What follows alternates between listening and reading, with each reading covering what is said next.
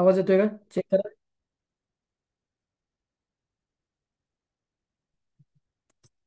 आवाज येतोय का? चेक करा एकदा.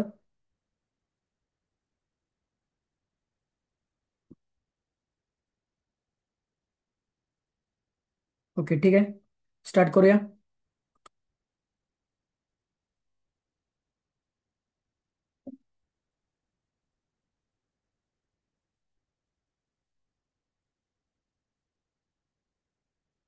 कालच्या लेक्चरमध्ये आपण बघितलं होतं की सेट काय असतं, सेट कसं इम्प्लिमेंट करायचं हे आपण बघितलं होतं.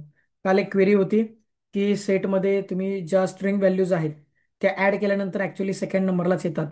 सेटमध्ये फक्त आपण ऑर्डर्ड लिस्ट बनवू, अनऑर्डर्ड आयटम्स ऍड करू शकत नाही. म्हणजेच आपण त्यामध्ये ज्या स्ट्रिंग व्हॅल्यूज असतात त्या आपण लोकेशन प्रमाणे सेट करू शकत नाही, मात्र ऍड करू शकतो. लोकेशन प्रमाणे सेट करण्याची फॅसिलिटी अवेलेबल नाहीये. त्यामध्ये आपण जे न्यूमेरिक डेटा आहे, न्यूमेरिक डेटावरती आपण काम करू शकतो. न्यूमेरिक डेटा प्रॉपर त्यामध्ये आपण ऍड करू शकतो. देन सेटचे काही आपल्याला ऑपरेशन शिकायचे आहेत. तर सेट इम्प्लिमेंट करण्याची पद्धत आपण बघितलेलीच आहे. पहिल्यांदा सेटचं नाव लिहायचं. देन याच्यामध्ये व्हॅल्यूज आपण प्रोव्हाइड करतोय. ठीक आहे, व्हॅल्यूज आपण एकापेक्षा अनेक प्रोव्हाइड करतोय. तर सेटचे काही ऑपरेशन्स आहेत ते थोडेसे आपण आता बघूया. सेट कसं इम्प्लिमेंट करायचं हे आपण काल बघितलेलं आहे. तर इथं आपण सेटचे दोन ऑपरेशन्स इथं स्टडी करणार आहोत. पहिलं ऑपरेशन आहे सेटचं union operation. Union operation, union operation. आणि जे सेटचं दुसरं ऑपरेशन आहे त्याला आपण इंटरसेक्शन ऑपरेशन असं म्हणतोय. त्याला आपण काय म्हणतोय? Intersection operation. Okay. Now, what is union operation and what is intersection operation? Union operation म्हणजे माझ्याकडे एकापेक्षा अनेक सेट आहेत. दोन सेट आपण धरून चालूया की माझ्याकडे दोन सेट आहेत. युनियनचा अर्थ दोन्ही सेट मधले सगळे एलिमेंट डिस्प्ले करणं. फॉर एक्झाम्पल, माझ्याकडे दोन सेट आहेत. सेट वन, सेट 1, 1, 2, 3, आणि दुसरा सेट आहे सेट 2. सेट 2. ठीक आहे. आता याच्यामध्ये 3, 4, 5. ठीक आहे. तर असे माझ्याकडे दोन सेट आहेत. आणि आता या दोन सेट, एक्झाम्पलसाठी मी हे दोन सेट घेतलेत. या दोन सेट वरती मला दोन ऑपरेशन परफॉर्म करायचे आहेत. पहिलं ऑपरेशन म्हणजे फर्स्ट वन युनियन ऑपरेशन. दुसरं ऑपरेशन आहे इंटरसेक्शन ऑपरेशन. तर आता what is union operation? Union ऑपरेशनचा अर्थ, युनियन ऑपरेशन हे दोन्हीच्या दोन्ही सेटमध्ये सेटमधले सगळे एलिमेंट शो करतं. बघा, मी परत एकदा सांगतो.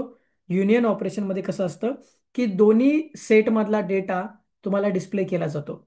आणि या दोन्ही सेटमधला डेटा आपण एका तिसऱ्या सेटमध्ये स्टोअर करायचा असतो. देन युनियन ऑपरेशन म्हणजे काय? To display all all things. फक्त जे मल्टिपल टाइम्स येत आहे, जे कॉमन घटक आहेत, जे डुप्लिकेट घटक आहेत. फॉर एक्झाम्पल, पहिल्या सेटमध्ये 1, 2, 3 आहे आणि दुसऱ्या सेटमध्ये 3, 4, 5 आहे. तर हा जो 3 नंबर आहे हा इथे डबल आलेला आहे. डुप्लिकेट व्हॅल्यू आहे, याला आपण डुप्लिकेट व्हॅल्यू असं म्हणतो. तर ही डुप्लिकेट व्हॅल्यू जी आहे ती एकदाच काउंट केली जाणार. 1, 2, 3, 4, 5 अशा पद्धतीनं हे काउंट केले जाणार आहे. कशामध्ये? युनियन ऑपरेशनमध्ये. जनरली 11वी, इयत्ता 11वीच्या सेट नावाच्या टॉपिकमध्ये हे कव्हर आहे, किंवा 9वीला संच नावाचा धडा आहे. त्यामध्ये तुम्हाला युनियन ऑपरेशन बघायला मिळेल. दोन जर माझ्याकडे सेट असतील आणि जर मला युनियन ऑपरेशन परफॉर्म करायचं असेल तर त्या सेट 1 आणि सेट 2 दोन्ही मधल्या व्हॅल्यू रिप्रेझेंट केल्या जातात. तर सर्वात पहिल्यांदा बघूया युनियन ऑपरेशन कसं परफॉर्म केलं जातं. Union operation, union set operation, union set operation. आता याचा पहिल्यांदा मला सिंटॅक्स बघणं गरजेचं आहे. युनियन सेट ऑपरेशनचा सिंटॅक्स. सो मला, माझ्याकडे सेट 1 आहे, सेट 2 आहे, माझ्याकडे सेट 1 आहे, सेट 2 आहे, आणि सेट 3 मध्ये मला काय करायचं आहे? Set 3 equal to set 1, set 1 union symbol set 2. ठीक आहे. सेट 1 युनियन सिम्बॉल सेट 2 अशा प्रकारे मला द्यायचं आहे. आणि हे परफॉर्म ऑपरेशन झाल्यानंतर मला तिसरा जो सेट आहे तो प्रिंट करायचा आहे. कारण की हे जो ऑपरेशन मी सेट 3 मध्ये रिझल्ट माझा स्टोअर केलेला आहे. ठीक आहे. तुम्हाला हे कीबोर्डवरती ऑपरेटर मिळून जाईल. युनियन ऑपरेटर तुम्हाला मिळून जाईल इझिली. ठीक आहे. तर हे ऑपरेटर काय करतंय? ऍक्च्युली सगळे एलिमेंट प्रिंट करण्याचं काम करतंय. सर्वात पहिल्यांदा सेट 1 चे एलिमेंट घ्यायचे, सेट 2 चे एलिमेंट घ्यायचे, आणि सेट 3 मध्ये हे ऑपरेशन मला परफॉर्म करायचं आहे. आणि शेवटी मला प्रिंट सेट 3 करायचं आहे. हे केल्यानंतर काय होईल की ऑटोमॅटिकली सेट 1 मधले ॲज वेल ॲज सेट 2 मधले दोन्ही सेटमधले तुम्हाला एलिमेंट इथं बघायला मिळतील. फक्त आता प्रॉब्लेम एकच आहे की ज्या डुप्लिकेट व्हॅल्यूज आहेत त्या तुम्हाला शो होणार नाहीत. लाईक 3 डुप्लिकेट व्हॅल्यूज आहेत ते शो होणार नाहीत. ठीक आहे. तर बेसिक प्रोग्राम करून बघूया हे परफॉर्म होते का नाही ते. इथं आलो मी, फाईलवरती गेलो, न्यू फाईल ओपन केली. आता न्यू फाईल ओपन केल्यानंतर इथं मला प्रोग्राम लिहायचा आहे. तर इथं प्रोग्राम लिहिताना पहिल्यांदा मी काय केलं, सेट वन सेट वन मध्ये घेतलं, एलिमेंट घेतले 1,2,3. इझी वे मध्ये सेट 2 बनवला. सेट 2 मध्ये एलिमेंट घेतले 3,4,5. अशा प्रकारे मी 3 एलिमेंट घेतलेले आहेत. ठीक आहे. तर आता मला सेट 3 मध्ये या व्हॅल्यू पुटअप करायच्या आहेत. Set 3 equal to set 1 union operator set 2. ठीक आहे. आता प्रिंट मला रेग्युलरली प्रिंट करायचं आहे सेट 3. ओके. सेव्ह केला कोड, डेस्कटॉपला मी सेव्ह करतो. सेट.py नावाने मी फाईल सेव्ह केलेली आहे. प्रोग्राम रन करतो बघा. बघा आता इथे आउटपुटला काय दिसतंय आपल्याला. सर्वात पहिल्यांदा बघा 1 2 3 4 5. म्हणजे हे जे सेट 1 मध्ये 1 2 3 एलिमेंट होते, सेट 2 मध्ये 3 4 5 होते. आणि ज्यावेळी मी युनियन ऑपरेशन परफॉर्म केलेलं आहे त्यावेळी मला पहिल्या सेटमधला डेटा आणि दुसऱ्या सेटमधला डेटा दोन्ही सेटमधला दिसलेला आहे व्यवस्थितरित्या. ठीक आहे. फक्त प्रॉब्लेम काय झालाय, प्रॉब्लेम म्हणजे प्रॉब्लेम म्हणता येणार नाही, डुप्लिकेट व्हॅल्यू इलिमिनेट करते. युनियन ऑपरेशन काय करते, डुप्लिकेट व्हॅल्यू इलिमिनेट करते म्हणजे रिड्यूस करते. ते डुप्लिकेट व्हॅल्यू एकदाच घेते. ठीक आहे. याला आपण काय म्हणतोय, union operation. Okay. Union operation सर्वांना समजलंय का? Union operation, how to perform union operation.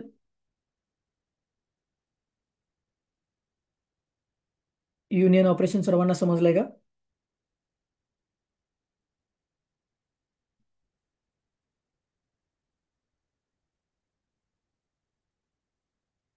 Okay. तर आता पुढे जाऊया लगेच आपण.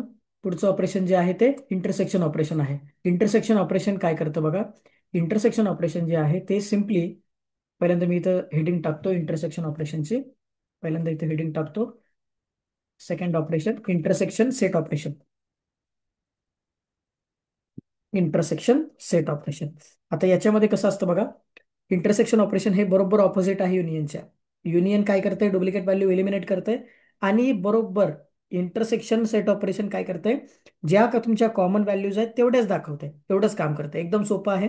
सर्वात पहिल्यांदा मला इथं सुद्धा एक सेट 1 बनवावा लागणार, त्यामध्ये मला काहीतरी डेटा घ्यावा लागणार. इथं सुद्धा मला सेट 2 बनवावा लागणार, त्यामध्ये सुद्धा काहीतरी डेटा घ्यावा लागणार. आणि सेट थ्री मध्ये मला काय करायचं आहे बघा. सेट 3 मध्ये मला set 1 and operator set two मला अशा प्रकारे हे ऑपरेशन परफॉर्म करायचं आहे. याचा आउटपुट कसं असणार आहे, इंटरसेक्शन ऑपरेशन जे आहे, इंटरसेक्शन काय करतं, फक्त कॉमन गोष्टी डिस्प्ले करतं. आता दोन सेटमध्ये असणाऱ्या फक्त कॉमन गोष्टी तुम्हाला दिसणार आहेत. याच्या उलट युनियन काय करतं, कॉमन गोष्टी डबल दाखवत नाही, सगळं दाखवतं. सेट 1 पण ते तुम्हाला दाखवेल, सेट 2 पण दाखवेल, दोन्ही सेट दाखवेल. आणि मात्र या दोघांमध्ये कॉमन घटक कोण दाखवते, इंटरसेक्शन सेट ऑपरेशन दाखवते. So print print print in bracket set 3. Okay. Set 3. आता मग अशा प्रकारे आपण काय करतोय, इंटरसेक्शन ऑपरेशन परफॉर्म करतोय. प्रॅक्टिकली करून बघूया. इथे आलो मी. आता याच्यामध्ये कॉमन घटक 3 आहे. ठीक आहे, 3 आहे. तर आता इथे मी फक्त माझा ऑपरेटर मी चेंज करतोय. इथं अँपरसँड लावलं आणि अँपरसँड लावल्यानंतर मी इथं सेव्ह करतोय प्रोग्राम, रन केला प्रोग्राम. प्रोग्राम रन केल्यानंतर बघा आउटपुट तुम्हाला 3 दिसतंय. फक्त 3च का प्रिंट झालं, कारण की मी इथं इंटरसेक्शन ऑपरेशन परफॉर्म केलेलं आहे. आणि इंटरसेक्शन ऑपरेशन काय करतंय, फक्त डुप्लिकेट व्हॅल्यू जे आहे तेवढ्याच दाखवत येत आहे. To display only common values. आणि युनियन ऑपरेशन काय करतंय, टू डिस्प्ले ऑल सेट. म्हणजे सेट 1चा पण डेटा दिसणार आहे, सेट 2चा पण डेटा दिसणार आहे. ओके. फक्त सेट 1चा आणि सेट 2चा एकदाच डेटा दिसणार आहे. इथं डुप्लिकेट व्हॅल्यूज डबल तुम्हाला शो होणार नाही. ओके. इथं दोघांमधला फरक समजलाय का, first operation union operation, second operation intersection operation.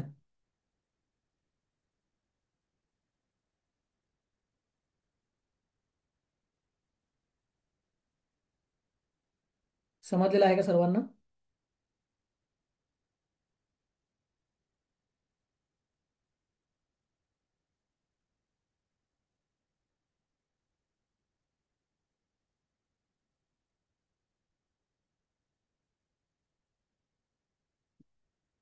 Okay. तर आता इथं सेट ऑपरेशन आपलं क्लोज झालेलं आहे. आपण शिकलेलो आहे सेट कसे क्रिएट करायचे, सेट तयार कसा करायचा, सेटच्या व्हॅल्यू इनिशियलाइज कशा करायच्या, व्हॅल्यू कशा वापरायच्या, हे आपण सर्व शिकलेलो आहे. सेटचं जे ऑपरेशन्स आहेत, युनियन ऑपरेशन आणि इंटरसेक्शन ऑपरेशन, ते दोन्ही आपण इथे यामध्ये डिस्कस केलेलं आहे. आता पुढचा शेवटचा पॉईंट आपला राहिलेला आहे. त्या पॉईंटचं नाव आहे dictionary in Python. Dictionary in Python. बघा आता, डिक्शनरी इन पायथॉन हे जर आपल्याला शिकायचं असेल तर सर्वात महत्त्वाचं म्हणजे आपल्याला दोन गोष्टी इथे लक्षात घेतल्या पाहिजेत. Dictionary in Python. Dictionary in Python. Okay. हा आपला मुद्दा शिकायचा आहे. तर डिक्शनरी इन पायथॉन जर मला शिकायचं असेल तर मला सर्वात पहिल्यांदा दोन गोष्टींवरती फोकस केला पाहिजे, की आणि व्हॅल्यू. की आणि व्हॅल्यू म्हणजे आपल्याला टायटल द्यावं लागतं आणि टायटलचं मिनिंग लिहावं लागतं. फॉर एक्झाम्पल, एक कार आहे, त्या कारची मला प्रॉपर्टीज लिहायच्या आहेत. मग की आणि प्रॉपर्टीज, की आणि व्हॅल्यूज. की म्हणजेच त्याचे प्रॉपर्टीज असणार आहे. For example, model name. Model name. Okay. Model name. Model name Swift LXI. Okay. Then fuel type. Fuel type. Fuel type petrol. Fuel type petrol. Average. Average. Average 25 km/L, KMPL. Okay. तर आता यामध्ये ज्यावेळी मला अशा प्रकारचा data represent करायचा असतो त्यावेळी मी डिक्शनरी नावाचा घटक वापरतो. डिक्शनरीमध्ये दोन गोष्टी असतात. त्यातली पहिली गोष्ट आहे, डिक्शनरीमध्ये पहिली गोष्ट आहे मॉडल की, आणि दुसरी गोष्ट आहे व्हॅल्यू. ठीक आहे, दोनच गोष्टी असतात. पहिली गोष्ट म्हणजे अ, आपलं की असते आणि दुसरी गोष्ट म्हणजे व्हॅल्यूज असते. या दोन गोष्टींवरती आपलं डिक्शनरी काम करते. आता मी हे कारचं एक्झाम्पल दिलेलं आहे. आपण अशी अनेक एक्झाम्पल बघू शकतो. हे जे मॉडेल नेम आहे ही तुमची की आहे आणि स्विफ्ट एलेक्सा हे व्हॅल्यू आहे. कीचा जो घटक असतो तो कीचा घटक कधीच बदलत नसतो. मॉडेल नेम हे जे की आहे ही एव्हरी टाइम राहणार आहे. कारची नावं एव्हरी टाइम बदलणार आहेत. येतं का लक्षात? म्हणजे यामध्ये कॉन्स्टंट घटक कोणता आहे? की. की नावाचा जो घटक आहे तो कॉन्स्टंट आहे. की आणि व्हॅल्यू. ठीक आहे. या अशा दोन गोष्टींवरती डिक्शनरी काम करते. यामध्ये कीचा जो घटक आहे तो कॉन्स्टंट घटक आहे, तो कधीच बदलत नाही, युनिक घटक आहे. व्हॅल्यू मात्र एव्हरी टाइम चेंज होते. प्रत्येक गोष्टीची व्हॅल्यू चेंज होणार आहे. जसं की फ्यूल टाईप. प्रत्येक कारचा फ्यूल टाईप पेट्रोल नसणार आहे. काही कार CNG वर चालतात, काही कार डिझेलवर चालतात. तसं फ्यूल टाईप जे आहे ते कॉन्स्टंट आहे. इथं आपण एक्झाम्पलसाठी काय लिहिलं? Fuel type. Fuel type colon petrol. Okay. तर आता ही जी पेट्रोल व्हॅल्यू आहे ही petrol value every time change होणार आहे. मात्र फ्यूल टाईप जे आहे ते बदलणार नाहीये. कुठलं तरी त्याला इंधन द्यावं लागणार आहे, त्याशिवाय गाडी चालणार नाही. सो फ्यूल टाईप इम्पॉर्टंट आहे. Fuel type colon value. Value petrol आहे. कधी कधी व्हॅल्यू ही तुमची डिझेल होऊ शकते, कधी कधी व्हॅल्यू ही CNG होऊ शकते, कधी कधी LPG. तुम्ही म्हणजे ज्या इंधनावरती तुमची गाडी चालेल त्या इंधनाला आपण काय करू शकतो? फ्यूल टाईप करू शकतो. ठीक आहे. तर अशा पद्धतीने याचं रिप्रेझेंटेशन असतं. आपण डिक्शनरीमध्ये सुद्धा एकापेक्षा अनेक व्हॅल्यू भरू शकतो, एकापेक्षा अनेक व्हॅल्यू पुटअप करू शकतो. जसं की आपण लिस्टमध्ये केलेलं आहे, टपलमध्ये केलेलं आहे, त्याचबरोबर सेटमध्ये केलेलं आहे. तर आता संकल्पना, डिक्शनरीची संकल्पना सर्वांना समजलेली आहे का? आता कुठं कळते अगं? आता कुठं कळते? म्यूट करायचं आहे. ओके. डिक्शनरी नावाची संकल्पना सगळ्यांना समजलेली आहे का?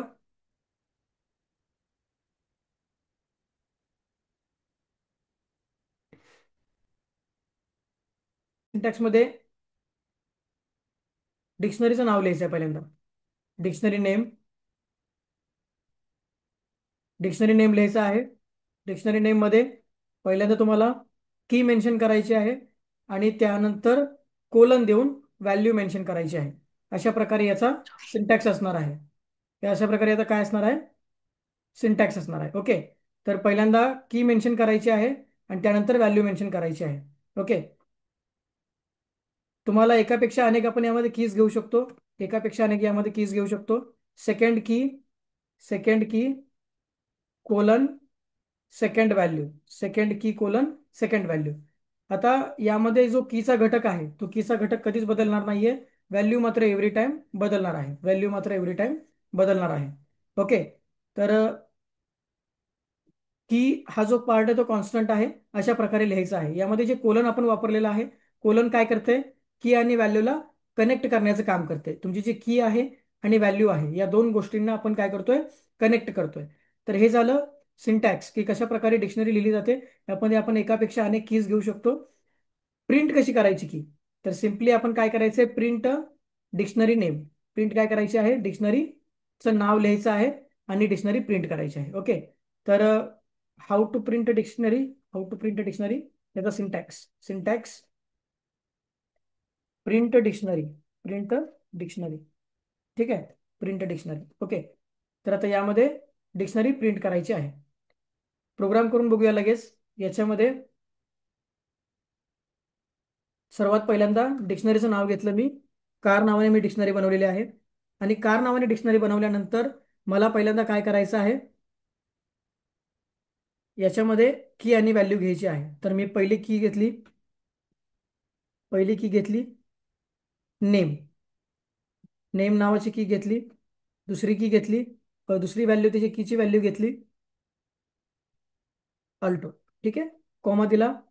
सेकंड व्हॅल्यू घेतली fuel type, fuel type. Second value घेतली फ्यूल टाईप. सेकंड, सेकंड की घेतली fuel type, then petrol second value. Again तिसरी घेतली ॲव्हरेज, ॲव्हरेज कोलन, याची तिसऱ्याची व्हॅल्यू घेतली 25 KMPL, 25 KMPL. ओके. तर आता यामध्ये अशा प्रकारे आपण काय करू शकतो, व्हॅल्यूज आणि की याचं कॉम्बिनेशन करू शकतो डिक्शनरीमध्ये. तर आता इथे मी डिक्शनरीचं नाव कार दिलेलं आहे. त्याचबरोबर ज्या कीचे पॉईंट्स आहेत, नेम, फ्यूल टाईप आणि ॲव्हरेज, हे तीन कीचे पॉईंट्स आहेत. कीचे पॉईंट्स हे कॉन्स्टंट राहणार आहेत आणि व्हॅल्यूज ज्या आहेत त्या एव्हरी टाइम चेंज होणार आहेत. पहिली व्हॅल्यू आपण अल्टो टाकले, त्यानंतर आपण त्यामध्ये अल्टो किंवा कोणतीही कारने, कारला कोणतेही नेम असू शकतं. व्हॅल्यूज या एव्हरी टाइम चेंज होऊ शकतात. पण आपण कीज फक्त काय करतोय, कॉन्स्टंट घेतोय. तर सिम्पली आपण कसं प्रिंट करू शकतो, प्रिंट इन ब्रॅकेट कार. अशा प्रकारे आपण हे बनवतोय. बघा आता. ओके. आहे अशी आपल्याला व्यवस्थित डिक्शनरी प्रिंट झालेली आहे. तर अशा पद्धतीने आपण की आणि व्हॅल्यूज वरती काम करू शकतो. यामध्ये आपण व्हॅल्यूज वाढवू सुद्धा शकतो आणि व्हॅल्यूज कमी सुद्धा करू शकतो मॅन्युअली. No any issue. ठीक आहे, समजलंय का सर्वांना? डिक्शनरी कॉन्सेप्ट समजलेली आहे का?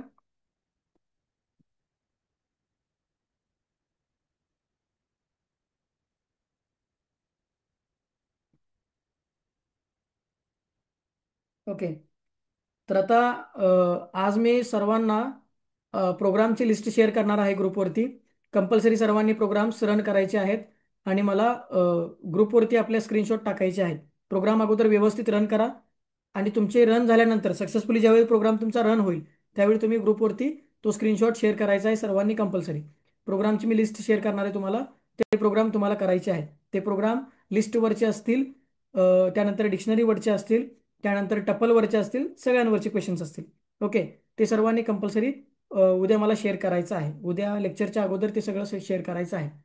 देन आतापर्यंत आपलं पायथॉन म्हणजे काय झालंय, पायथॉनमध्ये आपण डेटा टाइप्स बघितलेत, पायथॉनमध्ये आपण व्हेरिएबल्स बघितलेत.